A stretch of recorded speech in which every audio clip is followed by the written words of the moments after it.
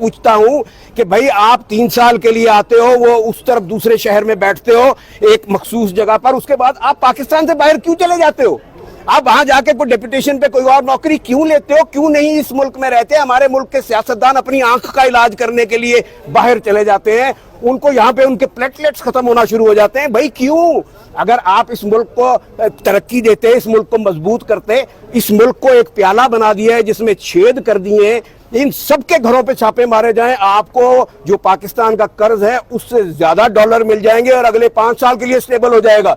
जो cash in hand in लोगों ने रखा हुआ है, इनके घरों से जाके निकालना चाहिए और इनके घरों जो लॉन्चों पे बाहर जाता है या जो ये करते हैं ये निकाल लें। मैं कहता हूं कि पाकिस्तान अगले 10 साल के लिए जो है उसको IMF के पास जाने की जरूरत नहीं है। सर ये बताएं कि मरियम ये कहती है कि उस वक्त तक जो है ना लेवल प्लेइंग फील्ड नहीं हो सकता जब तक प्रोजेक्ट इमरान खान वापस न चला जाए। आप क्या कहते हैं इस पर? देखें, वो तो मैं उस खातून के बारे में, ना वो सियासतदान है, ना उसका सियासत से कोई ताल्लुक है और ना उसके बारे में बात करना मुनासिब है।